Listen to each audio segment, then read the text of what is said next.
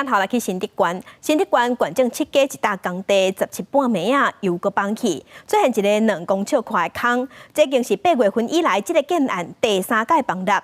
县府即马要求建商要赶紧抢救，依法进前已经罚这个建商27万啊，若这届又搁会甲罚9万块。县政府嘛表示，伫危机无解除进前，拢袂使动工。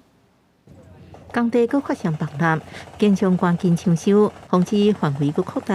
新德县的现场设计，一个工地17半暝搁发生崩塌，离出长宽过2公尺的大坑，因为全台崩塌案件一直发生，互工地附近的住户是真烦恼。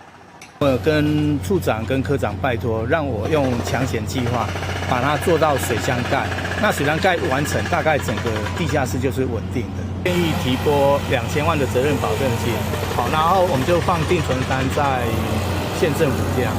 建商抢修搁提拨2000万责任保证金，定存予县政府。县府要求危机解除进前禁止复工。这建案为8月以来已经发生3摆崩塌，第一摆是8月1日，第二摆是10月15，是不到2天了后搁崩塌。县府进前罚17万，这摆搁罚9万。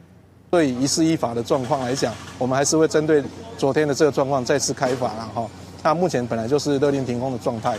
那未来因为为了整个基地周边的安全，也要求建商紧速提出一个抢险计划。在这边地下水比较高的一个地质环境里头呢，其实你应该是要用止水性良好的壁体，才可以避免漏水发生。那因为漏水之后呢，你就会把土沙从你这个道路的路基下方带出来，所以这造成附近的这个天坑的大小的这些孔洞呢相当多。